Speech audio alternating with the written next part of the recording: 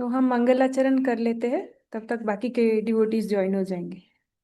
ओम अज्ञानतिमिरन्धस्य ज्ञानाञ्जनशलाकया चक्षुरुन्मीलितं येन तस्मै श्रीगुरुवे नमः। श्रीचैतन्यमनोभीष्टं स्थापितं येन भूतले स्वयं रूपकदा मह्यं ददाति स्वपदान्तिकं। वन्देऽहं श्रीगुरु श्रीयुतपदकमलं श्रीगुरून् वैष्णवांश्च श्रीरूपं साग्रजातं सहगणरघुनाथान्वितं तं सजीवं साद्वैतं सावधूतं परिजनासहितं कृष्णचैतन्यदेवं श्रीराधाकृष्णपादान् सहगणललिता श्रीविशाखान्वितांश्च। हे कृष्ण करुणा सिंधु दीनबंधु जगतपते गोपेश गोपिकाकांत राधाकांत नमोस्तुते। तप्त कांचन गौरांगी राधे वृंदावनेश्वरी वृषभानुसुते देवी प्रणमामि हरिप्रिये। वाञ्छाकल्पतरुभ्यश्च कृपा सिन्धुभ्य एव च पतितानां पावनेभ्यो वैष्णवेभ्यो नमो नमः। जय श्री कृष्ण चैतन्य प्रभु नित्यानंद श्री अद्वैत गदाधर श्रीवासादि गौर भक्तवृंद। हरे कृष्ण कृष्ण कृष्ण हरे हरे, हरे राम राम राम हरे हरे। हरे कृष्ण कृष्ण कृष्ण कृष्ण हरे हरे, हरे राम राम राम हरे हरे। नमो विष्णुपादाय कृष्णप्रेष्ठाय भूतले श्रीमते भक्तिवेदांत स्वामिनिति नामिने। नमस्ते सरस्वते देवे गौरवाणी प्रचारिणे निर्विशेष शून्यवादी पाश्चात्य देश तारिणे। हरे कृष्णा। तो हमारा अभी बियॉन्ड बर्थ एंड डेथ का फोर्थ चैप्टर शुरू है। तो वो थोड़ा आधा ही हुआ था लास्ट टाइम, और फिर वो आगे कंटिन्यू करेंगे आज। तो हम बारी बारी से रीड करेंगे। सबको रीड करना है। मैं स्क्रीन शेयर करती हूँ।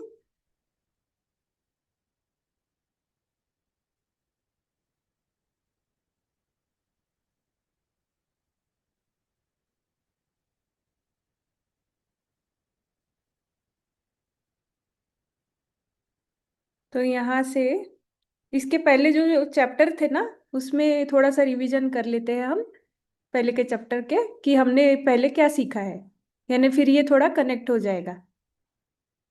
तो ये जो बुक है वो हमें प्रभुपाद जी ने दिया है। जन्म और मृत्यु के परे कैसे हम जा सकते हैं इस मनुष्य जीवन में आने के बाद। तो पहले अध्याय में हमने देखा कि हम ये शरीर नहीं है। तो इसके बारे में तर्क वितर्क प्रभुपाद जी ने भगवत गीता और अन्य अन्य कई अपने जो ग्रंथ है, जैसे वेद आदि से उन्होंने उपनिषदों से कुछ कुछ श्लोक लिए हैं जो हमें प्रूफ दे रहे हैं कि हम शरीर नहीं है, हम आत्मा है। तो ये जब हम इस कॉन्शियसनेस में आ जाते हैं, इस चेतना में आ जाएंगे कि हम ये शरीर नहीं, हम आत्मा है, तो फिर आगे का चैप्टर स्टार्ट होता है, मृत्यु के समय उत्थान। तो जब हमें पता चल गया है कि हम ये जो इंद्रियां है, हमारी आँख, ये स्किन, नाक, कान, जो भी हमें दिखाई दे रहा है, हमारे शरीर के पार्ट्स, वो हम नहीं है, हम एक आत्मा है जो कि भगवान का अंश है। तो वो कैसा है ये भी बताया गया है पहले अध्याय में, कि वो सच्चिदानंद है, यानी वो हमेशा शाश्वत है, उसकी मृत्यु नहीं होती है। फिर उसमें पूरा ज्ञान होता है, आत्मा के पास पूरा ज्ञान होता है, और वो आनंदमय रहता है। जब भी वो भगवान से कनेक्टेड होता है तो वो हमेशा आनंद में ही रहता है। तो ये हमारी आइडेंटिटी है, ये हमारी पहचान है असली वाली। तो इससे आगे से दूसरे वाले अध्याय में प्रभुपाद जी हमें रास्ता दिखा रहे हैं कि मृत्यु के समय हम इस जो परीक्षा होती है हमारी, वो असली परीक्षा मृत्यु के समय होने वाली है। मृत्यु के समय हमें भगवान का अगर चिंतन होगा किसी भी प्रकार से, या उनका नाम याद आएगा, या उनका रूप के बारे में हम ध्यान कर रहे होंगे, या तो फिर उनकी लीलाओं के बारे में सोच रहे होंगे, तो क्या होगा जब मृत्यु के समय ये सब चीजें करेंगे हम, तो हम ये इस धरातल से निकल जाएंगे बाहर। ये जो जन्म मृत्यु जरा व्याधि का जो चक्कर चल रहा है हमारा, यहाँ से हम बाहर निकल जाएंगे और हम आध्यात्मिक जगत में पहुंच जाएंगे। यानी बार बार हमारी फिर वहाँ जन्म मृत्यु जरा व्याधि इन तापों से हम छूट जाएंगे। तो इस बारे में प्रभुपाद जी ने बताया है। तो कैसे निकलना है वो भी बताया है कि जो हरे कृष्ण महामंत्र है, जो कि हमें चैतन्य महाप्रभु जी ने दिया है कलयुग के जीवों के लिए। क्योंकि कलयुग के जीव जो है, उनकी जो बुद्धि है, उनकी जो शक्ति है, वो उनकी आयु सब बहुत कम है। तो ऐसी स्थिति में भगवान खुद आए चैतन्य महाप्रभु के रूप में, और उस रूप में आके उन्होंने हमें हरे कृष्ण महामंत्र दिया।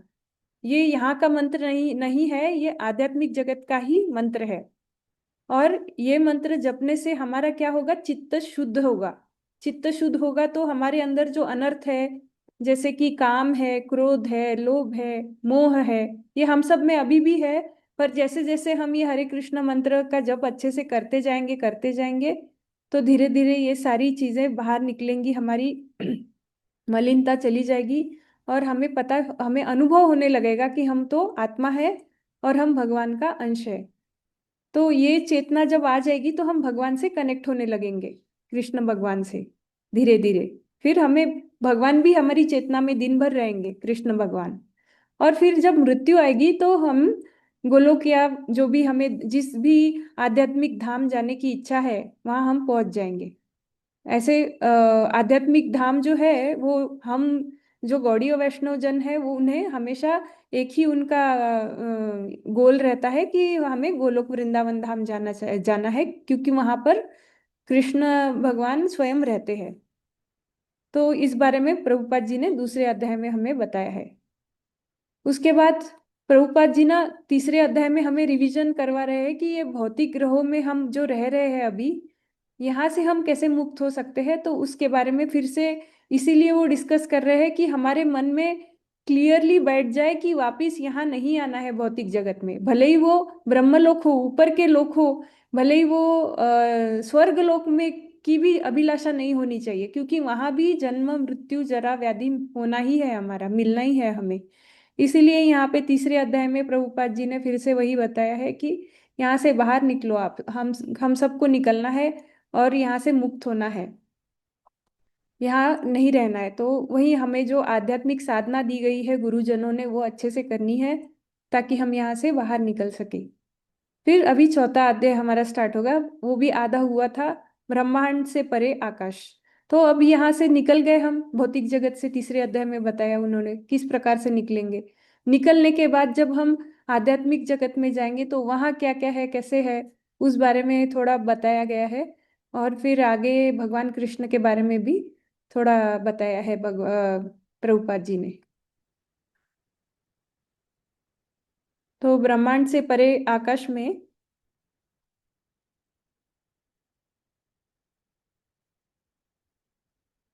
तो वही फिर से बार बार देखिए, यहाँ भी प्रभुपाद जी बता रहे हैं, यदि इस ब्रह्मांड के उच्चतर ग्रह भी जन्म और मृत्यु के अधीन है, तो हरे कृष्णा, एक मिनट, महान योगी उन ग्रहों तक पहुंचने का प्रयास क्यों करते हैं? यद्यपि उनके पास अनेक रहस्यमय शक्तियां होती है, फिर भी इन योगियों में भौतिक जीवन की सुख सुविधाओं का आनंद लेने की प्रवृत्ति होती है। तो उच्चतर ग्रहों पर अविश्वसनीय रूप से दीर्घ जीवन संभव है। इन ग्रहों पर समय की गणना श्री कृष्ण द्वारा बताई गई है। अब यहाँ बताया गया है फिर से कि नहीं जाना है हमें उच्चतर ग्रह जो है, जो कि भौतिक जगत का ही भाग है, उसमें नहीं जाना है हमें। जैसे कि स्वर्ग हो गया या ब्रह्मलोक हो गया, जहाँ ब्रह्मा जी स्वयं रहते हैं, वहां भी नहीं जाना है हमें, क्योंकि वहां भी जन्म मृत्यु जरा व्याधि है। इतना ही डिफरेंस है कि वहाँ जो लाइफ स्पैन है, जो आयु है, वो बहुत लंबी है। तो वहाँ यहाँ भगवान कृष्ण ने बताया भी है कि ब्रह्मा जी की आयु कितनी लंबी है, कि उनके ये जो 43 लाख वर्षों का जो एक युग होता है, उसको उसको मल्टीप्लाइड बाय 1000 युगास, ये उनका एक दिन हो गया। और उसके बाद इसी को फिर से 43 लाख को फिर से 1000 से मल्टीप्लाई करके फिर से जो संख्या आती है, वो एक उनकी रात हो गई। पर ये इतना बड़ा दिन, इतनी बड़ी रात होने के बावजूद, ऐसे करके एक महीना एक दिन, एक महीना, और फिर एक साल, और ऐसे करके 100 साल तक ब्रह्मा जी जीते हैं। पर उनकी भी मृत्यु हो जाती है। इसलिए यहाँ वहां भी हमें जाने का कोई, हमें इच्छा नहीं रखनी चाहिए। तो हम आज यहाँ से स्टार्ट करेंगे।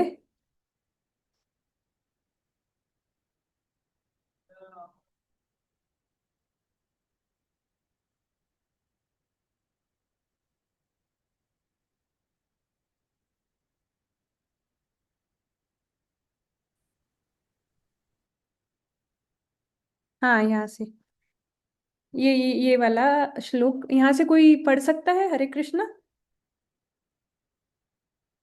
हरे कृष्णा, कोई पढ़ना चाहेगा?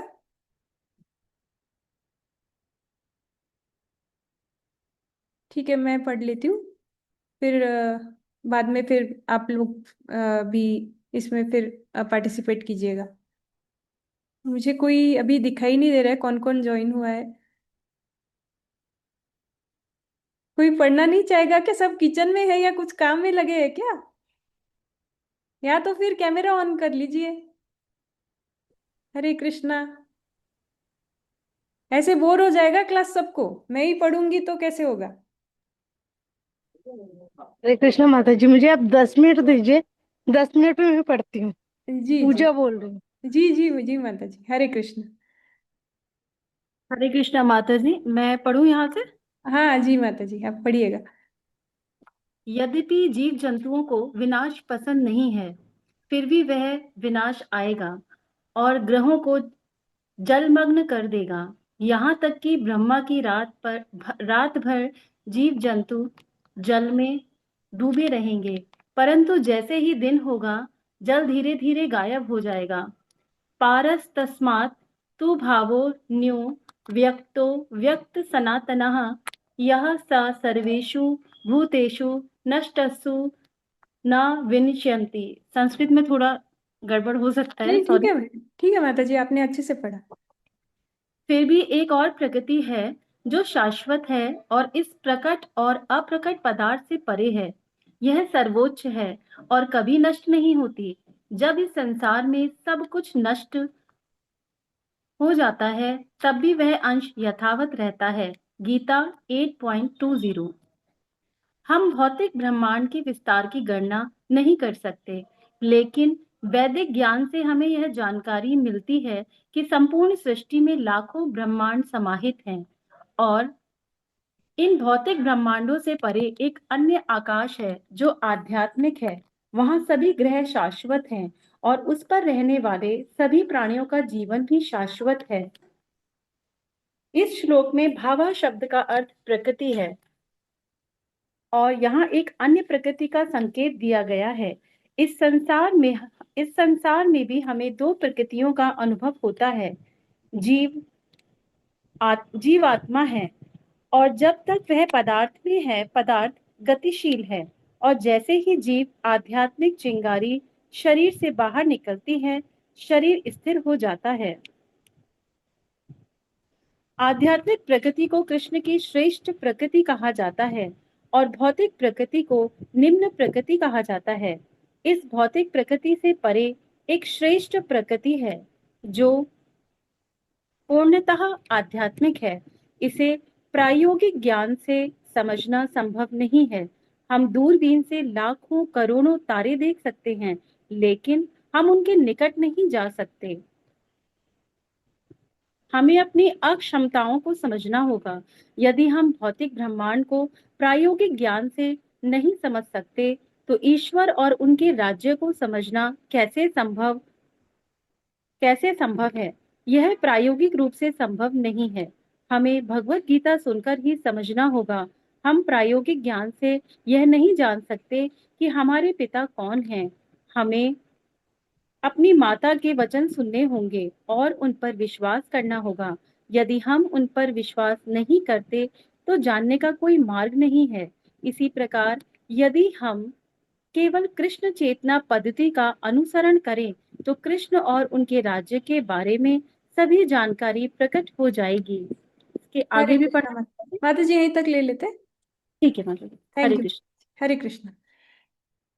तो यहाँ पर अभी प्रभुपाद जी बता रहे हैं कि जो जीव जंतु है वो हर जगह जो ब्रह्मा जी का हमने अभी डिस्कस किया था कि उनका लाइफ खत्म होने के बाद जीव जंतुओं का विनाश होता ही है, जो कि हमें पसंद नहीं होता विनाश होना। डेथ किसी को पसंद नहीं, मृत्यु हो गई तो कोई भी मानेगा नहीं कि मृत्यु होनी चाहिए। और क्या होता है जब ब्रह्मा जी का वही प्रलय आता है ना, ब्रह्मा जी जब सो जाते हैं तो प्रलय आता है। तो ब्रह्मा जी जब सो जाते हैं तो प्रलय होता है सारी भौतिक जगत का। तो सब कुछ जलमग्न हो जाता है, ये जो सारा भौतिक जगत है वो जल के अंदर चला जाता है। यहाँ तक कि ब्रह्मा की रात भर सभी जीव जंतु जल में डूबे रहेंगे। और तब जब जब तक ब्रह्मा जी की रात चलती रहती है, वो सोए रहते हैं, तब तक सारे जीव जंतु जल में डूबे रहते हैं। परंतु जैसे ही दिन होगा जल धीरे धीरे गायब हो जाएगा। और जैसे दिन होता है ब्रह्मा जी का, धीरे धीरे जल कम नीचे नीचे जाएगा। और फिर वापस जीव जंतुओं का क्रिएशन ब्रह्मा जी भूल जाते हैं कैसे क्रिएशन किया था। खुद ब्रह्मा जी भूल जाते हैं कि उनको जो स्किल थी कि ये पूरा भौतिक जगत का निर्माण करने का दायित्व भगवान ने दिया है उनको, वो भूल जाते हैं सोकर उठने के बाद। और बोलते हैं कि अरे अब क्या करना है, वापिस उनको भगवान इंस्ट्रक्शंस देते हैं कि ऐसे ऐसे करना है क्रिएशन आपको। तो फिर वापिस से वैसे क्रिएशन करते हैं, एक रात में ही सब कुछ भूल जाते हैं। तो ये भौतिक जगत है, जो सब कुछ टेम्परेरी है, नॉलेज भी टेम्परेरी। तो ब्रह्मा जी को फिर से प्रयास करके फिर से क्रिएशन करना पड़ता है। रात होने के बाद दिन आता है ना, आता है जब ब्रह्मा जी का, तब वापिस क्रिएशन होता है सारे प्लैनेट्स का और सभी जो जीव जंतु है उनका। फिर भी एक और प्रकृति है जो शाश्वत है और इस प्रकट और अप्रकट पदार्थ से परे है। तो यह सर्वोच्च है और कभी कभी नष्ट नहीं होती। जब इस संसार में सब कुछ नष्ट हो जाता है, तब भी वह अंश यथावत रहता है। तो यहाँ पर भगवत गीता में कृष्ण भगवान बता रहे हैं कि दो प्रकार के पदार्थ होते हैं, एक प्रकट होता है और एक अप्रकट होता है। पर उसमें से जो जो हमें दिखाई नहीं देती वो सर्वोच्च है, जो कभी नष्ट नहीं होती, जो आध्यात्मिक तत्व से बनी हुई है। वो वाली जो प्रकृति है वो कभी नष्ट नहीं होती। जब इस संसार में सब कुछ नष्ट हो जाता है, तब भी वह अंश यथावत रहता है। यानी जो आध्यात्मिक जगत है और आध्यात्मिक अंश जो है भगवान का, जैसे कि हम भी भगवान के आध्यात्मिक अंश ही है। तो ये शरीर तो मृत्यु इसकी हो जाएगी, लेकिन हम जो आध्यात्मिक आत्मा है, हमारा कभी ये नहीं होता है, हमारी मृत्यु नहीं होती है। हम यथावत वैसे ही बने रहेंगे। हम भौतिक ब्रह्मांड के विस्तार की गणना नहीं कर सकते, लेकिन वैदिक ज्ञान से हमें यह जानकारी मिलती है कि संपूर्ण सृष्टि में लाखों ब्रह्मांड समाहित है। और इन भौतिक ब्रह्मांडों से परे एक अन्य आकाश है जो आध्यात्मिक है। तो ये जो है, एक हम जिस ब्रह्मांड में है अभी वो पूरा भौतिक ब्रह्मांड है। और इसके परे अगर हम बाहर निकल जाएंगे तो हमें आध्यात्मिक जगत दिखाई देगा, जहाँ की स्वयं भगवान कृष्ण भी रहते हैं। वहाँ सभी ग्रह शाश्वत है, और वो जो आध्यात्मिक जगत है, वहाँ के जो ग्रह है वो सारे शाश्वत है। वो कभी डिस्ट्रॉय नहीं होते, वो कभी उनका संहार नहीं होता है। और उन पर रहने वाले सभी प्राणियों का जीवन भी शाश्वत रहता है। तो हम सभी की इच्छा रहती है कि हमें शाश्वत जीवन चाहिए, मृत्यु नहीं होनी चाहिए, हाँ, ना हमारे सगे संबंधियों की, ना हमारे फ्रेंड्स रिलेटिव्स की, ना हमारी। तो ऐसा जगत एग्जिस्ट होता है। और ये प्रभुपाद जी अपने आप से नहीं बता रहे हैं, वो हमें भगवत गीता के थ्रू हमें बता रहे हैं। ये सब उसमें लिखा गया है सब, जो कि भगवान ने स्वयं जिन्होंने हमें बनाया है वो खुद बता रहे हैं भगवान, कि ऐसा जगत भी है जो कि ये भौतिक जगत के परे है। इस श्लोक में भाव शब्द का अर्थ प्रकृति है, और यहाँ एक अन्य प्रकृति का संकेत दिया गया है। तो दो प्रकार की प्रकृति होती है, अभी हम आगे जाके जानेंगे कौन कौन सी। एक तो ये भौतिक प्रकृति है जो हमें दिखाई देती है आजू बाजू सारी, और हम रहते हैं उसमें। और एक आध्यात्मिक प्रकृति होती है। इस संसार में भी हमें दो प्रकृतियों का अनुभव होता है। जीव आत्मा है, और जब तक वह पदार्थ में है, पदार्थ गतिशील है। और जैसे ही जीव आध्यात्मिक चिंगारी शरीर से बाहर निकलती है, शरीर स्थिर हो जाता है। तो यहाँ बताया गया है कि जो जीव है वो भौतिक पदार्थ से बना है, और जो आध्यात्मिक जगह जो भौतिक जगत है वो भौतिक पदार्थ से बना, प्रकृति से बना है। पदार्थ नहीं, प्रकृति।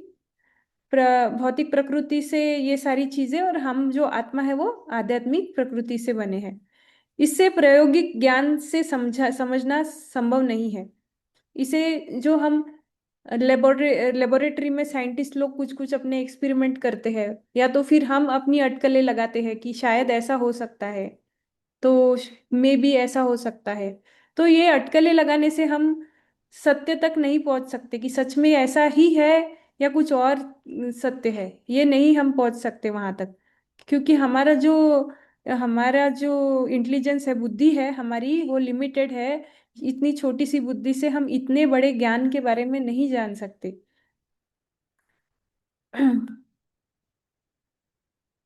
तो यहाँ पर बताया है कि जो पदार्थ होता है वो गतिशील होता है, यानी हमारा जैसे शरीर है वो अपने आप ग्रो होते रहता है, हमें कुछ करना नहीं पड़ता। हम तो आत्मा है, हम बैठे हैं हरी शरीर के अंदर, आत्मा बैठा है लेकिन शरीर ग्रो होते रहता है अपना। तो क्यों ग्रो होता है? क्योंकि उसके अंदर, शरीर के अंदर आत्मा विराजमान है। आत्मा होने के कारण शरीर कुछ अपने कार्य कर सकता है, बोल सकता है, देख सकता है, और कुछ भी क्रियाएं कर सकता है। लेकिन जैसे ही आत्मा बाहर चली जाएगी, शरीर का कुछ काम नहीं रहेगा। इस भौतिक प्रकृति से परे एक श्रेष्ठ प्रकृति है जो पूर्णतः आध्यात्मिक है। अब इससे श्रेष्ठ कहा गया है। आध्यात्मिक प्रकृति को भौतिक प्रकृति से श्रेष्ठ बताया गया है। इसे प्रायोगिक ज्ञान से समझना संभव नहीं है। हम दूरबीन से लाखों करोड़ों तारे देख सकते हैं, लेकिन हम उनके निकट नहीं जा सकते। जिस प्रकार हम इतने से है कि हम तारों तक नहीं पहुंच सकते, हमारी कैपेसिटी ही नहीं है कि वो तारों तक पहुंच सके, तारे इतने दूर है, तो हम उनके बारे में इतना डिटेल में जान भी नहीं सकते। तो उसी प्रकार अभी प्रभुपाद जी बताएंगे कि हम भी अक्षम है कि हम आध्यात्मिक चीजों के बारे में खुद से जान सके। तो हमें अपनी अक्षमताओं को समझना होगा। यदि हम भौतिक ब्रह्मांड को प्रायोगिक ज्ञान से नहीं समझ सकते, वो बोल रहे हैं कि तुम सिंपल ये भौतिक जगत को ही नहीं समझ सकते अपने इंद्रियों से, क्योंकि जो कि भौतिक इंद्रिया है वो लिमिटेड है, एक लिमिटेड डिस्टेंस तक ही देख सकते हैं, एक लिमिटेड डिस्टेंस लेवल का ही सुन सकते हैं। तो ये सब इतना लिमिटेड चीजें हैं हमारे पास, उससे हम ब्रह्मांड के बारे में नहीं जान सकते पूरी तरह। तो आध्यात्मिक जगत के बारे में जानना तो दूर की बात हो गई। तो ईश्वर और उनके राज्य को समझना कैसे संभव है? यह प्रायोगिक रूप से संभव नहीं है। तो ये एक्सपेरिमेंट करके इस प्रकार से हम नहीं जान सकते भगवान के बारे में और आध्यात्मिक जगत के बारे में। हमें किसका सहारा लेना होगा? हमें भगवत गीता सुनकर ही समझना होगा। तो भगवत गीता ही क्यों समझना है? क्योंकि जिन्होंने ये पूरा जगत बनाया है, भगवान कृष्ण, उनकी वाणी, साक्षात वाणी उस भगवत गीता में दी गई है। वही प्रूफ है हमारे लिए। वही प्रूफ है, क्योंकि जिन्होंने बनाया है उन्होंने ही वो बोला है। हम प्रायोगिक ज्ञान से यह नहीं जान सकते कि हमारे पिता कौन है। हाँ, ये तो हमें प्रभुपाद जी बहुत सुंदर एग्जाम्पल दे रहे हैं कि जैसे कि हम छोटे होते हैं तो हमारी माँ हमारे पिताजी से इंट्रोडक्शन करवा के देती है कि ये है तुम्हारे पिता है करके। अगर उन्होंने नहीं बताया होता तो हमें पता भी नहीं चलता कि यही है, और हमने विश्वास भी नहीं किया होता। उसी प्रकार ये जो ग्रंथ है, जो स्वयं भगवान ने दिए हैं, वो जो है वो हमारी माता है। वो हमें भगवान से इंट्रोडक्शन करके देती है। भगवान के बारे में ग्रंथों से ही पता चलेगा हमें। ऐसा तो नहीं है कि हम बोलेंगे कि हाँ, मैं मेरे माता पिता के शादी में थी तो मुझे पता है कि मेरे पिताजी कौन है। हम तो थे ही नहीं ना तब, जब ये सब क्रिएशन हुआ, ये जो भौतिक जगत का क्रिएशन हुआ, तब हम अस्तित्व ही में ही नहीं थे जब बेसिक चालू हुआ था बनाना सब कुछ। तो हमें क्या पता कि हमारे पिता कौन है? वो तो पिछली चीजें हो गई हमारे, हम तो अभी आए हैं ना। तो ये सब जानने के लिए इसलिए हमें भगवत गीता का ही सहारा लेना चाहिए। और आगे प्रभुपाद जी बताते हैं कि इसी प्रकार यदि हम केवल कृष्ण चेतना पद्धति का अनुकरण करें तो कृष्ण और उनके राज्य के बारे में सभी जानकारी प्रकट हो जाएगी। तो यदि हम कृष्ण चेतना में हमेशा रहेंगे तो भगवान हमें ज्ञान देंगे, अंदर से हमें बुद्धि आएगी कि हम जान पाएंगे कि भगवान कौन है, भगवान कृष्ण कौन है, और उनका जो राज्य है वो कैसा है, वहाँ क्या क्या है, ये सब हम जानने की हमें इच्छा भी रहेगी, और हम जान भी पाएंगे, डिटेल में समझ सकेंगे।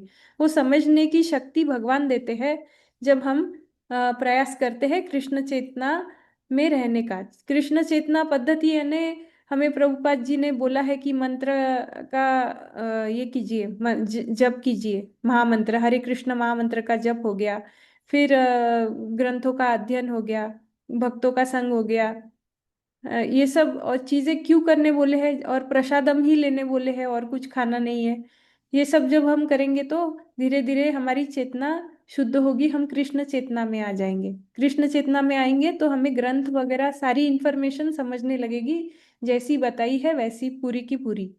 तो यही बता रहे हैं प्रभुपाद जी यहाँ पे। हरे कृष्णा, आगे कोई पढ़ना चाहेगा? माता जी मैं पढ़ूं? जी माता जी। यहाँ से माता जी, परस्तु भाव। जी माता जी एक सेकंड। परस्तु भाव का अर्थ है श्रेष्ठ प्रकृति, और व्यस्त का अर्थ तात्पर्य उस स्वरूप से है जिससे हम प्रकट रूप में देखते हैं। हम देख सकते हैं कि भौतिक ब्रह्मांड पृथ्वी, सूर्य, तारे, तारों और ग्रह के माध्यम से प्रकट होता है, और इस ब्रह्मांड से परे एक अन्य प्रकृति है, एक शाश्वत प्रकृति, अव्यक्त सनातन। इस भौतिक प्रकृति का आरंभ और अंत है, कि परंतु वह आध्यात्मिक प्रकृति सनातन है, शाश्वत है। उसका ना अंत है, ना आरंभ है और ना अंत। यह कैसे संभव है? एक बादल आकाश में से गुजरता है और ऐसा प्रतीत होता है कि वह बहुत दूर तक फैला हुआ है, परंतु वास्तव में वह एक छोटा सा कण मात्र है जो पूरे आकाश के एक नगण्य भाग को ढकता है। क्योंकि हम इतने छोटे हैं कि वह यदि केवल कुछ 100 मील का क्षेत्र ही बादल से ढका हो, ऐसा प्रतीत होता है कि पूरा आकाश ढका हुआ है। इसी प्रकार यह संपूर्ण भौतिक ब्रह्मांड विशाल आध्यात्मिक आकाश में से एक छोटा नगण्य बादल के समान है। यह महत तत्व पदार्थ से घिरा हुआ है। जैसे बादल का आरंभ और अंत होता है, जैसे माता जी वैसे आप। ही इस भौतिक प्रकृति का भी आरंभ और अंत होता है। जब बादल छट जाते हैं तो आकाश साफ हो जाता है, और हमें सब कुछ वैसे ही दिखाई देता है जैसे वह है। इसी प्रकार शरीर आत्मा के ऊपर से गुजरते बादल के समान है। यह कुछ समय तक रहता है, और कुछ समय तक रहता है, कुछ उत्पाद उत्पन्न करता है, क्षीण होता है और फिर लिप्त हो जाता है। हम जो भी भौतिक घटनाएं देखते हैं वे भौतिक प्रकृति के इन 6 परिवर्तनों के अधीन होता है। वे अस्तित्व के अतीत अस्तित्व में आती है, बढ़ती है, कुछ समय तक रहता है। मतलब जी थोड़ा ऊपर कर दीजिएगा। जी जी जी। रहती है, कुछ उत्पाद उत्पन्न करती है, क्षीण होता है, फिर लुप्त हो जाती है। कृष्ण बताते हैं कि इस परिवर्तनशील बादल जैसे प्रकृति से परे एक आध्यात्मिक प्रकृति है जो शाश्वत है। इसे इसके अतिरिक्त जब यह भौतिक प्रकृति नष्ट हो जाती है, तब भी अव्यक्तता सनातन शेष रहता है। आगे भी पढ़ना है माता जी? माता जी इतना ले लेते हैं। जी माता। थैंक यू माता जी, हरे कृष्ण। तो यहाँ पर आगे प्रभुपाद जी बता रहे हैं कि जो श्रेष्ठ प्रकृति है, जिसके बारे में हमने देखा कि एक आध्यात्मिक प्रकृति को श्रेष्ठ कहा गया है, और एक व्यक्त प्रकृति है। व्यक्त का तात्पर्य उस स्वरूप से है जिसे हम प्रकट रूप में देख रहे हैं, यानी भौतिक प्रकृति। जो श्रेष्ठ वाली है वो आध्यात्मिक प्रकृति है, और जो भौतिक प्रकृति है वो हम प्रकट प्रकृति कह सकते हैं, वो जो हमें दिखाई देती है। हम देख सकते हैं कि भौतिक ब्रह्मांड पृथ्वी, सूर्य, तारों, ग्रहों के माध्यम से प्रकट होता है। तो ये भौतिक जगत इन्हीं चीजों से बना हुआ है। इस ब्रह्मांड में के परे एक अन्य प्रकृति है, एक शाश्वत प्रकृति। तो इसके परे हम हमें जो ये ब्रह्मांड, हमारी आकाश गंगा जो दिखाई देती है, रात में हम ऊपर देखते हैं या टीवी में देखते हैं, पूरी आकाश गंगा दिखाते हैं वो टीवी में या कहीं भी मीडिया में हम देखते हैं। तो वो आकाश गंगा भौतिक प्रकृति का ही अंश है, तो वो हमें दिखाई देता है। इसके परे और एक अन्य प्रकृति है जो हमें नहीं दिखाई देती है, वो है आध्यात्मिक प्रकृति, जो हमेशा शाश्वत रहती है। अव्यक्त अव्यक्त सनातना, इस भौतिक प्रकृति का आरंभ और अंत है, परंतु वह आध्यात्मिक प्रकृति सनातन शाश्वत है। जो आध्यात्मिक प्रकृति है वो शाश्वत होती है और वो कभी नष्ट नहीं होती, और वहां पर रहने वाले जीव भी शाश्वत ही होते हैं। उसका ना आरंभ है ना अंत है, वो हमेशा बनी रहती है। वो कभी ऐसे नहीं होता है कि आज बनाई भगवान ने और कुछ सालों बाद वो उसका संहार कर दिया, ऐसे जैसे कि ये भौतिक प्रकृति का संहार किया जाता है, वैसा नहीं होता है। तो ये कैसे संभव है? तो प्रभुपाद जी बता रहे हैं कि जिस प्रकार एक बादल हमें आकाश में गुजरते हुए दिखता है, तो ऐसा प्रतीत होता है कि वो हमारे पूरे जो कॉलोनी है, हमारा एरिया जैसे है, जैसे कि इस्कॉन द्वारका का एरिया है, तो उसके ऊपर एक बादल आ गया तो ऐसे लगता है कि अरे पूरे दिल्ली में बादल आ गया। पर बादल तो सिर्फ इस्कॉन द्वारका के ऊपर ही आया है, पर हम इतने छोटे से हैं कि हमें लग रहा है कि पूरे दिल्ली में, पर जब बाद में पता चलता है कि पूरे दिल्ली में बारिश नहीं हुई थी, द्वारका में ही बारिश गिरी थी। तो फिर हमें पता चलता है कि बादल तो छोटा सा ही था। तो उसी का एग्जाम्पल यहाँ पर प्रभुपाद जी दे रहे हैं कि जो बादल है वो कुछ मैल का ही क्षेत्र बादल ढक सकता है, और पर ऐसे प्रतीत होता है कि पूरा आकाश ही उसी से ढका है। उसी प्रकार हम अभी जो भौतिक जगत में रह रहे हैं, तो दूर दूर तक हमें भौतिक जगत ही दिखाई देता है। आकाश में हम प्लेन में, फ्लाइट में बैठ जाएंगे तब भी हमें लगेगा कि अरे दूर दूर तक तो भौतिक जगत ही है, आध्यात्मिक जगत तो दिखाई नहीं दे रहा है, कहाँ है? पर ऐसा नहीं है बोल रहे हैं, क्योंकि हम इतने छोटे से हैं तो हमें आजू बाजू का दूर दूर तक वही उतना ही दिखाई देता है। उसके परे जो आध्यात्मिक जगत है हम देख भी नहीं सकते। तो ऐसे प्रभुपाद जी बता रहे हैं कि पर क्या होता है जब उसका भी ये जो भौतिक जगत है उसका स्टार्टिंग पॉइंट भी है, एंडिंग पॉइंट भी है। उसका मतलब है कि आरंभ और अंत है, यानी हम उसको गिन सकते हैं, भौतिक प्रकृति को, भौतिक जगत को हम गिन सकते हैं कि ये हमारी जो भौतिक प्रकृति है वो इतनी है। पर हम हमारा साइज इतना है कि हम गिन नहीं पा रहे हैं, पर वो लिमिटेड है भौतिक प्रकृति। जबकि जो आध्यात्मिक जगत है भगवान का, वो अनलिमिटेड है, हर जगह छाया हुआ है, वो हमें अभी दिखाई नहीं दे रहा है। वे भौतिक प्रकृति के इसी प्रकार जब बादल छट जाते हैं और आकाश साफ हो जाता है, तो हमें सब कुछ वैसा ही दिखाई देता है जैसा वह है।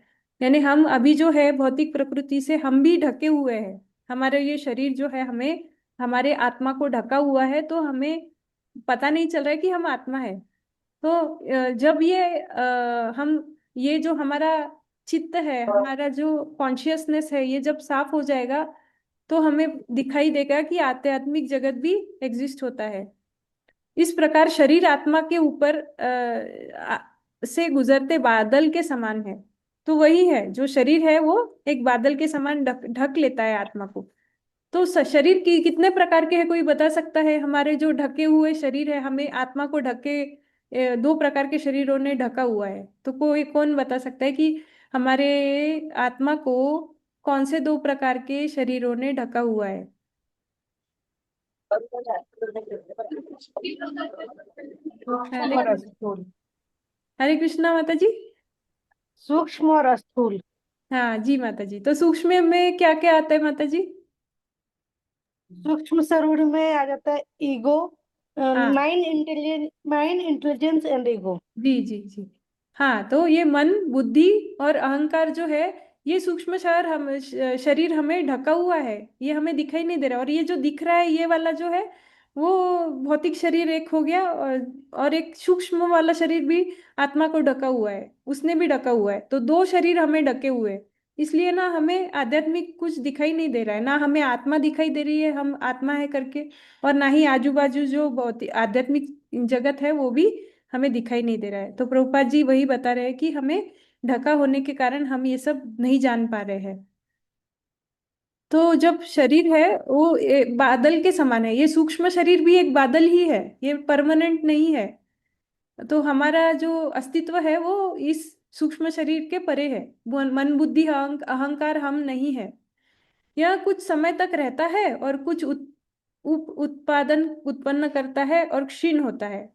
तो हमें सबको पता है कि हम जन्म लेते हैं, कुछ टाइम तक हमारी ग्रोथ, हम बढ़ते हैं, बढ़ने के बाद फिर हम अपना बच्चे वगैरह हमारे उत्पन्न होते हैं। उसके बाद फिर 40 के बाद फिर शरीर झड़ने लगता है, यानी वो जीर्ण होने लगता है धीरे धीरे धीरे धीरे, और फिर मृत्यु आती है। तो ये प्रभुपाद जी बता रहे हैं कि इस प्रकार से ये भौतिक शरीर का नाश होता है धीरे धीरे। हम जो भी भौतिक घटनाएं देखते हैं वे भौतिक प्रकृति के इन 6 परिवर्तनों के अधीन होती है। जो भी इवन हम ये भी देखते हैं, जैसे कि लकड़ी का फर्नीचर हो गया, या तो कोई बिल्डिंग हो गई, उसको 10-20 साल हो गए तो वो बिल्डिंग भी गिरने वाली होती है, वो भी कभी ना कभी टूटने वाली होती है। वो भी पहले बनती है, फिर रहती है, और फिर उसका फिर टूटना चालू होता है, वो उसका भी फिर नाश होता है। तो इस प्रकार प्रभुपाद जी बोल रहे हैं ये भौतिक प्रकृति जो है वो परमानेंट, शाश्वत नहीं है। सब कुछ यहाँ पर शाश्वत नहीं है। कृष्ण बताते हैं कि इस परिवर्तनशील बादल जैसी प्रकृति से परे एक आध्यात्मिक प्रकृति है जो शाश्वत है। तो ये प्रभुपाद जी बता रहे हैं कि ये मैं नहीं बोल रहा हूँ, भगवान कृष्ण बोल रहे हैं, बता रहे हैं कि एक शाश्वत प्रकृति भी है, और ये जो भौतिक प्रकृति है वो नष्ट होने के बाद वो शाश्वत प्रकृति वैसी की वैसी बनी रहती है। हरे कृष्णा, कोई पढ़ना चाहेगा यहाँ से?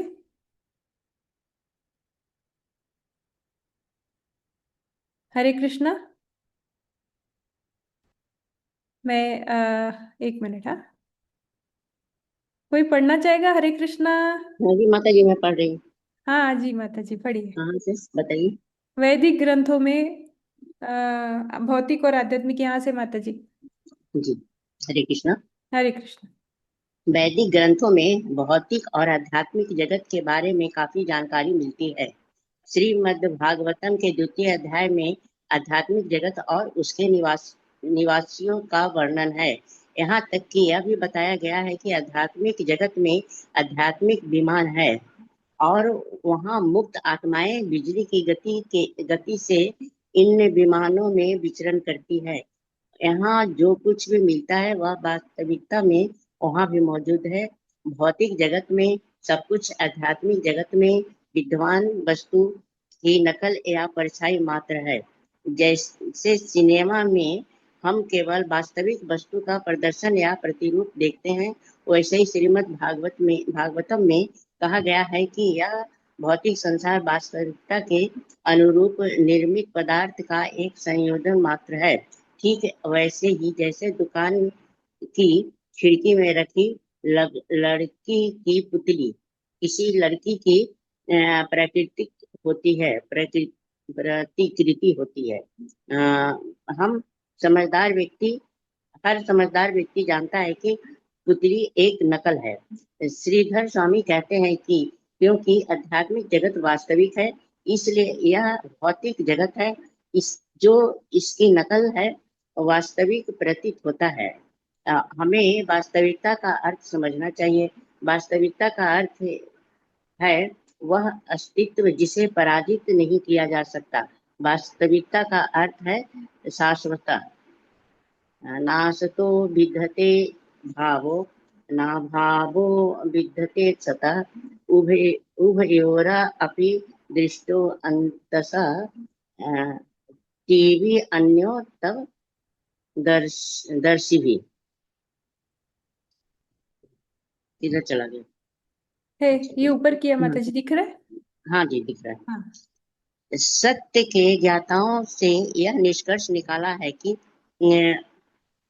जो अस्तित्वहीन है उसका कोई अस्थायित्व नहीं है और जो विद्वान है उसका कोई अंत नहीं है। सत्य के ज्ञाताओं ने दोनों के स्वरूप का अध्ययन करके यह निष्कर्ष निकाला है। गीता 2.16।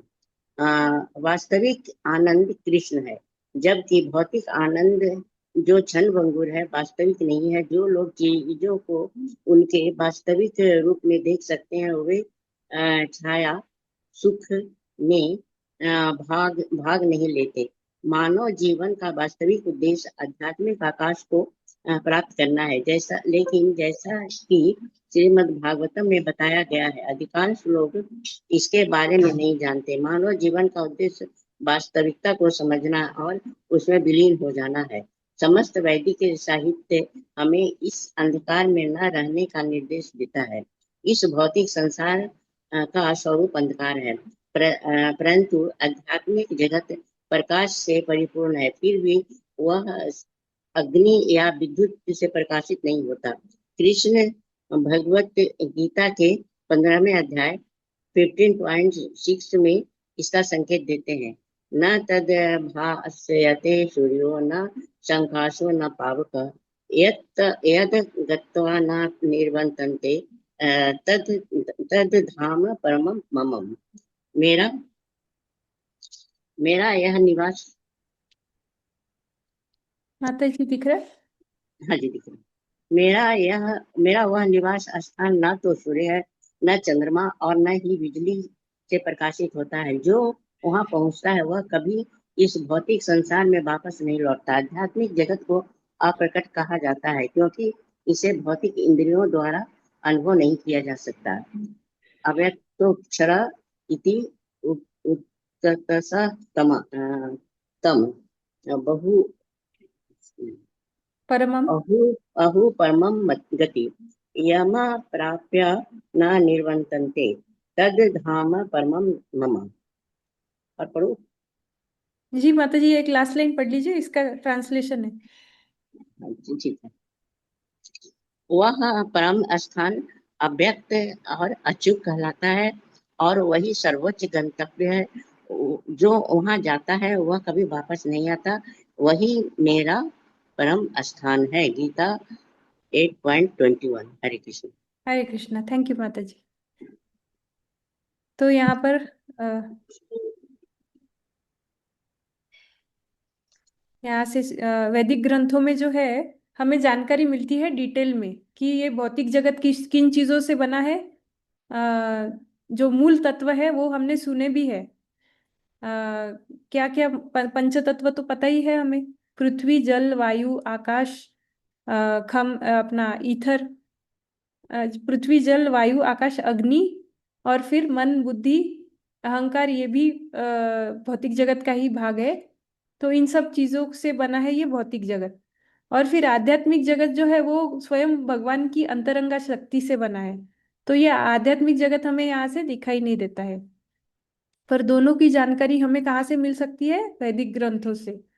श्रीमद् भागवतम के द्वितीय अध्याय हमारा अभी हाँ, जो भागवतम है उसके द्वितीय अध्याय में आध्यात्मिक जगत और उसके निवासियों का वर्णन है। तो द्वितीय अध्याय में हमें ये वर्णन मिलेगा। श्रीमद् भागवतम अभी जिन्होंने नहीं खरीदी है खरीद लीजिए। बहुत सुंदर वर्णन है उसमें दिया गया है। भगवान के बारे में भी बहुत सुंदर सुंदर कथाएं हैं, और वहाँ जो जो दिव्य भक्त हो चुके हैं उस समय भगवान के साथ, जिन्होंने भगवान ने जिनके साथ लीलाएं वगैरह की, वो बहुत सुंदर उसमें विस्तृत प्रकार से उसमें जानकारी मिलती है। तो अभी भाद्रपद पूर्णिमा तक टाइम है, आप खरीद सकते हैं या तो किसी को डोनेट भी कर सकते हैं। और डोनेट करेंगे तो आपको बहुत पुण्य मिलेगा, और ऐसे कहते हैं कि वैकुंठ चला जाता है जीव सिर्फ डोनेट करने से। श्रीमद् भागवतम के द्वितीय अध्याय में आध्यात्मिक जगत और उसके निवासियों का वर्णन है। तो वहाँ निवासी कैसे रहते हैं वो पूरा डिटेल में, आध्यात्मिक जगत के निवासी क्या करते हैं, कैसे रहते हैं, पूरा वहाँ दिया गया है। यहाँ तक कि यहाँ भी बताया गया है कि आध्यात्मिक जगत में आध्यात्मिक विमान है, और वहाँ मुक्त आत्माएं बिजली की गति से इन विमानों पर विचरण करती है। अब ये जो मुक्त आत्माएं है जो वैकुंठ में रहती है, आध्यात्मिक जगत में रहती है, वो बिजली के गति से कैसे चलती, इधर उधर विमान में विचरण करती होगी? कोई बता सकता है? उनकी गति बिजली की तरह इतनी तेज कैसी हो जाती है? क्योंकि जो विमान में बैठते हैं ना, वो उनका जो मन है वो जो बोलता है ना, वो विमान सुनता है। और विमान वहां, जैसे मैंने सोचा कि मुझे अमेरिका जाना है, अमेरिका में मुझे सैन फ्रांसिस्को जाना है, सैन फ्रांसिस्को मुझे यहाँ पे जाना है, तो तुरंत वो बिजली की गति से जैसे मैंने सोचा तभी के तभी मैं वहां पहुंच जाऊंगी।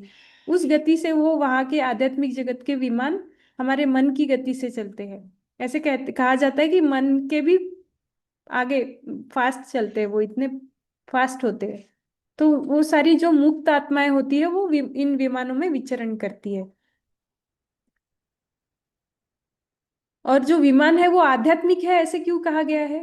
कि ऐसे कहते हैं कि आध्यात्मिक जगत में हर चीज में चेतना होती है। यहाँ धूल मिट्टी के कण होते हैं ना, उनमें भी चेतना होती है। और फिर ये जो अपने आ, बांसुरी बोल दीजिए भगवान की, उसमें भी चेतना होती है। तो विमान जो है, जो यहाँ हम देखते हैं कि भौतिक जगत में वो एक जीवित वस्तु नहीं होता है विमान, पर आध्यात्मिक जगत में विमान भी एक जीवित वस्तु है। इसलिए उसे क्योंकि वो आध्यात्मिक तत्व से बना हुआ है, तो उसमें भी चेतना होती है। तो उसे हम जो मन में रहता है वो उसके पास जाता है, और वो उस गति से हमें फट से बिजली की गति से लेके जाएगा। तो यहाँ हम जो जी रहे हैं वो जीवन बहुत ही निम्न प्रकार का जीवन जी रहे हैं। इससे भी उच्च कोटि का जीवन मिलेगा अगर हम अब हमारी जो साधना है वो अच्छे से करेंगे। यहाँ जो कुछ भी मिलता है वो वास्तविकता में वहां भी मौजूद है। अब प्रभुपाद जी बता रहे हैं कि जो हम यहाँ देखते हैं वो वहां है, इसलिए यहाँ पे भी बना है। इसी का भगवान ने क्या किया है, वहां का कॉपी लेके यहाँ पे कॉपी बनाया है दूसरा। वो ओरिजिनल है जो आध्यात्मिक जगत है, और उसका कॉपी हमें जैसा का तैसा यहाँ बना के दिया भगवान ने। पर इतना ही है कि ये भौतिक जगत भौतिक प्रकृति से बना है, इसलिए थोड़ा यहाँ का अलग है। और वो आध्यात्मिक जगत जो है पूरा आध्यात्मिक तत्व से बना है। जैसे सिनेमा में हम केवल वास्तविक वस्तु का प्रदर्शन या प्रतिरूप देखते हैं, वैसे ही श्रीमद् भागवतम में कहा गया है कि यह भौतिक संसार वास्तविकता के अनुरूप निर्मित पदार्थ का एक संयोजन मात्र है। ठीक वैसे ही जैसे दुकान की खिड़की में रखी लड़की की पुतली किसी लड़की की प्रतिकृति होती है, तो वो वही हमने अभी जैसे प्रभुपाद जी ने बताया था कि उसी की प्रतिकृति यहाँ पे दिखाई देती है। आध्यात्मिक जगत जो है असल में उसी की प्रकृति डुप्लीकेट कॉपी यहाँ पे हमें दिखाई देती है। हर समझदार व्यक्ति जानता है कि पुतली एक नकल है। श्रीधर स्वामी कहते हैं कि क्योंकि आध्यात्मिक जगत वास्तविक है, इसीलिए यह जगत, यह भौतिक जगत जो इसकी नकल है, वास्तविक प्रतीत होता है। तो वो जगत आध्यात्मिक जगत एग्जिस्ट होता है और असली है ऐसा प्रतीत, वो तो है ही असली आध्यात्मिक जगत, पर वो वैसा प्रतीत होता है। इसलिए यहाँ भी हमें भगवान ने ऐसे अरेंजमेंट करके दी है कि इस शरीर के साथ जब हम यहाँ रहते हैं। हाँ, हरे कृष्णा माता जी, बोलिए। एक मिनट, हाँ मैं अनम्यूट करती हूँ। एक मिनट, ये क्या हो रहा है? किसी ने हैंड रेस किया था?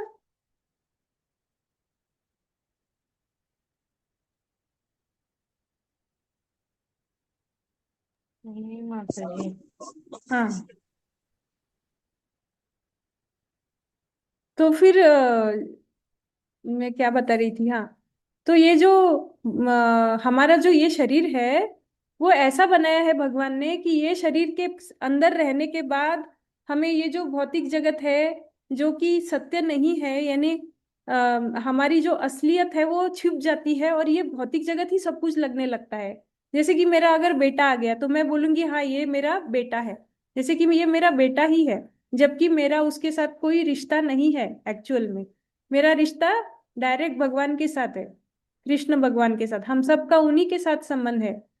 पर मुझे ऐसा प्रतीत यहाँ इस शरीर के कारण, ये भौतिक प्रकृति के कारण ऐसे लग रहा है कि वो मेरा बेटा है और मैं उसकी माँ हूँ, और यही हमारी पहचान है। और वो है यही हमारी पहचान है, यही इसी में हम सत्य समझने लगते हैं कि यही सत्य है।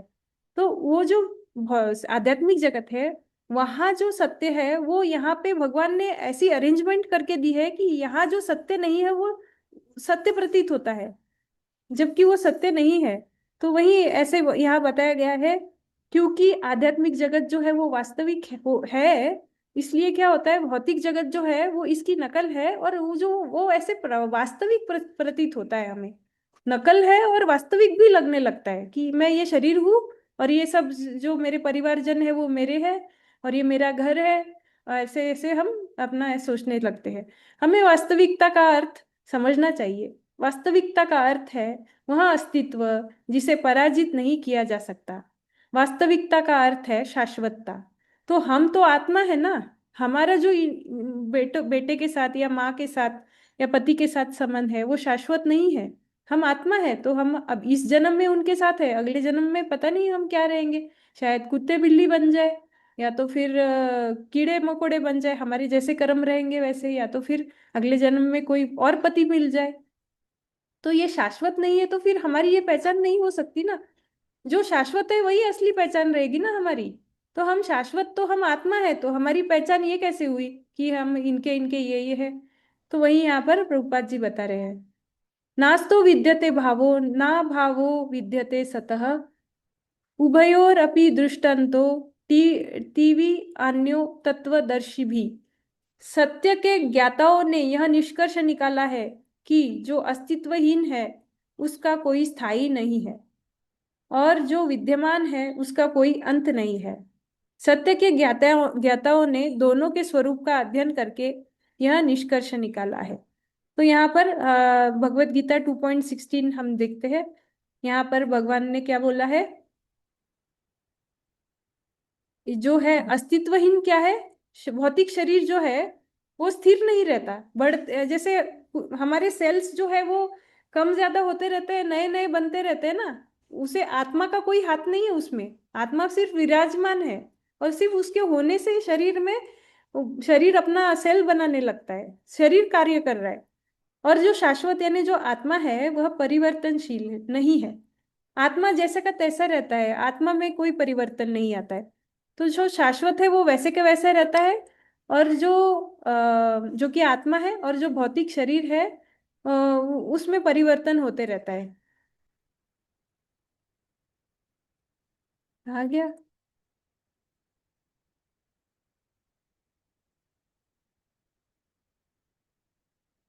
हम्म। वास्तविक वास्तविक आनंद कृष्ण है, जबकि भौतिक आनंद जो क्षणभंगुर है वास्तविक नहीं है। तो हमें अगर परमानेंट हैप्पीनेस चाहिए तो हमें भगवान से ही जुड़ना है। हमारा जो परमानेंट, हमारी जो आइडेंटिटी है हमारी, हम असल में तो आत्मा है ना। तो इन सब से जुड़ के जो आनंद मिलने वाला है, हमारे बच्चों से, हमारे एक्सटेंडेड फैमिली फ्रेंड्स के साथ जो एक आनंद मिलता है हमें, वो शाश्वत नहीं होता है, वो क्षणभंगुर रहता है। थोड़ा टाइम रहेगा फिर चला जाएगा। लेकिन ये जो भगवान के साथ जो हमारा रिश्ता है, उस वो जब जुड़ जाएगा तो उससे जो आनंद मिलेगा ना, वो हमारा शाश्वत आनंद मिलेगा हमें वहां से। जो लोग चीजों को उनके वास्तविक रूप में देखते हैं वे छाया सुख में भाग नहीं लेते। वास्तविक रूप में जो लोग देखते हैं, यानी जिनको सत्य दिखाई देता है कि ये भौतिक जगत मैं नहीं हूँ, ये शरीर मैं नहीं हूँ, मेरा संबंध तो भगवान के साथ है, मैं उनका ही अंश हूँ, और मेरा आनंद भगवान के साथ ही है। तो ये जब जिसको पता चलता है वो क्या करता है कि भौतिक सुखों में आनंद नहीं लेता। वो इंद्र तृप्ति में, भोगों में ज्यादा लिप्त नहीं होता। जितना आवश्यक है उतना ही खाएगा, आवश्यक है उतना ही सोएगा, ऐसा रहता है। मानव जीवन का वास्तविक उद्देश्य आध्यात्मिक आकाश को प्राप्त करना है। लेकिन जैसा कि श्रीमद् भागवतम में बताया गया है, अधिकांश लोग इसके बारे में नहीं जानते। तो हमारा मनुष्य जीवन जो मिला है उसका मुख्य उद्देश्य एक ही होना चाहिए। प्रभुपाद जी बता रहे हैं कि हम यहाँ से बाहर निकले और आध्यात्मिक जगत में चले जाए, क्योंकि यहाँ हमारा शाश्वत आनंद हमें मिलने वाला नहीं है। कभी दुख है, कभी सुख है। मानव जीवन का उद्देश्य वास्तविकता को समझना है और उसमें विलीन हो जाना है। मानवता का उद्देश्य, जो मानव जन्म मिला है हमें, ये शरीर मिला है, उसकी बुद्धि जो है वो बाकी जीवों से बहुत उच्च कोटि की है। तो हम भगवान के बारे में जान सकते हैं, समझ सकते हैं इस शरीर के अंदर रहते हुए, और फिर अपना उद्धार कर सकते हैं साधना करके, भक्ति करके, गुरु को ग्रहण करके। और फिर यहाँ से हम बाहर निकल सकते हैं। तो बाहर निकलने के बाद क्या होगा, हमारी जो पहचान है वो भगवान के साथ जुड़ जाएगी, तो हम विलीन हो जाएंगे। यानी हम, ऐसे नहीं कि भगवान और हम एक हो जाएंगे, ऐसे नहीं। भगवान भी रहेंगे, हम भी रहेंगे, पर जो हमारा परिचय जो रहेगा वो भगवान से जुड़ा रहेगा, कि मैं भगवान का दासानुदास हूँ, मैं उन्हीं का हूँ, उनके लिए ही हूँ। समस्त वैदिक साहित्य हमें इस अंधकार में न रहने का निर्देश देते हैं, और सारे वैदिक शास्त्रों में हम पढ़ेंगे तो यही हमें निर्देश दिया जाता है। इस भौतिक संसार का स्वरूप अंधकार है। अंधकार दो प्रकार के हैं इस भौतिक जगत में, कोई बता सकता है? दो अंधकारों में है हम, यहाँ भौतिक जगत में है तो हमारे पास दो अंधकार होते हैं। हरे कृष्णा।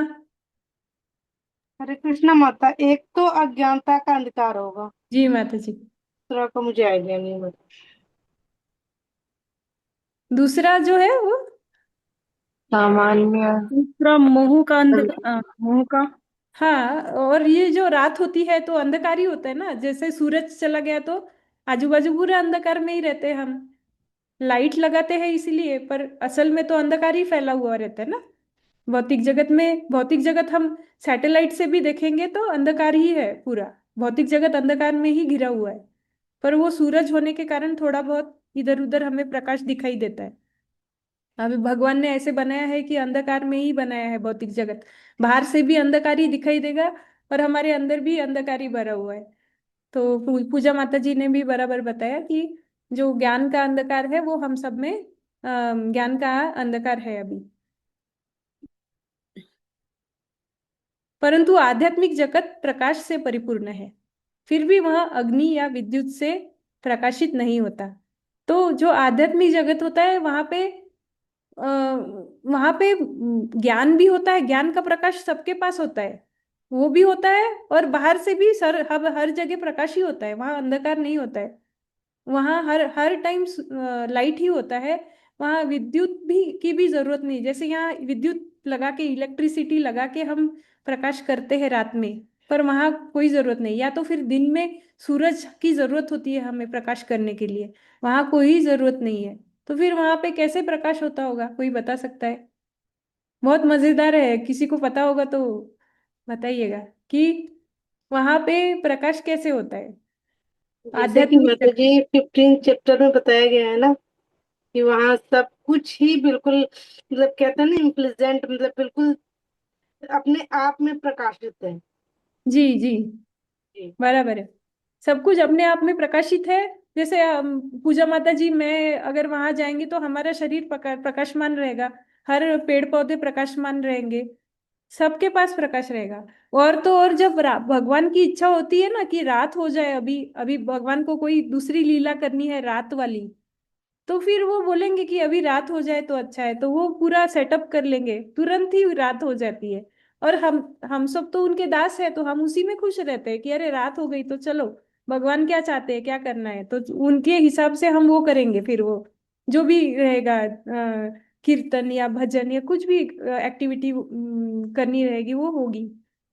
और जब भगवान चाहते हैं कि सूरज भी लग जाए तो सूरज, अगर भगवान चाहते हैं तो वहां सूरज भी ऐसे डेकोरेटिंग लैंप जैसे भगवान लगा देते हैं कि एक चलो अभी दिन चाहिए तो एक सूरज लगा देता हूँ, बस ऐसे ही एज अ डेकोरेशन अच्छा लगे, एटमॉस्फियर और मजेदार लगे करके। लेकिन जरूरत लाइट की वहां नहीं है, किसी लाइट की जरूरत नहीं है। तो वहां पे इस प्रकार का वो आध्यात्मिक जगत है, फिर भी वह अग्नि या विद्युत से प्रकाशित नहीं होता। कृष्ण भगवत गीता के 15वें अध्याय में संकेत देते हैं कि न तद भासयते सूर्यो न शशांको न पावक यद्गत्वा न निवर्तन्ते तद्धाम परमम। तो ये 15वें अध्याय में भगवान खुद बता रहे हैं कि मेरे धाम में ना सूरज की जरूरत है, ना चंद्रमा की जरूरत है, और ना ही इलेक्ट्रिसिटी की जरूरत है। सब कुछ अपने आप ही प्रकाशमान होता है। जो वहां पहुंचता है वह कभी इस भौतिक संसार में वापस नहीं लौटता। ये भगवान खुद आश्वासन दे रहे हैं कि अगर आप मेरे धाम आ जाओगे, अच्छे से अगर भक्ति करोगे, साधना करोगे, तो आप मेरे अगर धाम पहुंच गए तो आपको मैं जाने नहीं दूंगा, आप यहीं पे रहोगे परमानेंटली, कुछ भी हो जाए। तो ये हम सबको ये एक गोल रखना चाहिए कि हमें जाना है भगवान के धाम। तो इसीलिए प्रभुपाद जी हमें यहाँ प्रेरित कर रहे हैं इस अध्याय में कि वो धाम इतना सुंदर है तो क्यों ना वहां जाए, यहाँ पर क्यों हम इतने दुख भोगे और बार बार जन्म मृत्यु की जरा व्याधि में फंसे रहे। तो हरे कृष्णा, अभी 7 बज गए हैं। अगर कोई कुछ शेयर करना चाहता है तो शेयर कर सकते हैं। हरे कृष्णा। या तो कोई कुछ क्वेश्चन पूछना चाहता है, क्वेश्चन भी पूछ सकते हैं। हरे कृष्णा। तो ठीक है, हम आपने इतना क्लास अच्छा समझा दिया माता जी की अब क्वेश्चन पूछने का क्वेश्चन जरूरत ही ही नहीं लिया। है। हाँ माता जी। अच्छा से समझ में आ गया नहीं है। सब, हाँ हाँ जी माता जी, जो भी आता है ना वो गुरुजनों का ही आशीर्वाद है, उनका ही पूरा हाथ है, मेरा कुछ इसमें नहीं है। तो हाँ, जी माता जी, हरे तो कृष्ण। यहाँ पर हम ना क्लास अभी समाप्त करते हैं। सभी भक्तों के लिए हम प्रार्थना करेंगे हरे कृष्ण महामंत्र बोल के।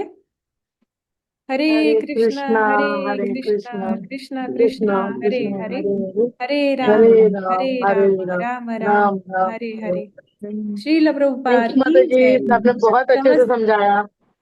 समस्त थैंक यू माता जी। समस्त भक्त वृंद की जय। श्रील जय। प्रभुपाद की जय। हरे कृष्ण। थैंक यू रश्मि माता जी।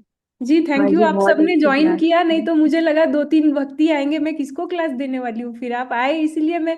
और मैं गोलोक गोलोक भी अगर चली गई तो कौन पूछने वाला है मुझे कितनी अच्छी क्लास ली। नहीं माता जी, वहां तो बहुत सब अच्छी ऐसे क्लास सिंपल थी। आप जैसे ही लोग बैठे हुए हैं, सिंपल वाले गोपिया वगैरह, उनके पास क्या उतना कुछ ज्ञान लेके थोड़ी बैठी है। अगर मैं भी गई वहां तो भगवान थोड़ी बोलने वाले हैं, कौन सा ज्ञान दिया आपने, बताओ कौन सा अच्छा वाला ज्ञान दिया। नहीं पूछेंगे अरे नहीं भगवान। माता जी, नहीं भगवान तो पूछेंगे जानते माता हैं। जी ये सब, भगवान आप इतना मत अरे सोचो। नहीं माता नहीं ठीक है, हरे कृष्णा जी। जी। मैं कैसे कंफ्यूज एंड हूँ। करें? अरे ये एंड करने का हमेशा प्रॉब्लम रहता है मेरा, ये पता नहीं कहाँ नहीं से। माता जी, बहुत अच्छी क्लास थी सच में। आप महान हो। राधे नहीं श्याम नहीं। प्रभु जी वो महान होस्ट है, वैष्णव। वो एंड कर सकते हैं। आप लीड हाँ। कर सकते अरे प्रभु जी, आप एंड कर सकते हैं क्या? हैं। राधे श्याम प्रभु जी एंड कर देंगे। हरे कृष्णा प्रभु जी। मेरा हमेशा ना ये प्रभु। एप्पल का लैपटॉप है ना, मुझे बटन्स ही नहीं पता इसके ज्यादा, तो ये ना मुझे कंफ्यूज हो जाता है कहाँ से बंद करना है हमेशा का है। हाँ ये मिल गया मुझे, यही होगा। ये है क्या? हाँ। हरे कृष्णा। हरे कृष्णा माता जी, प्रणाम।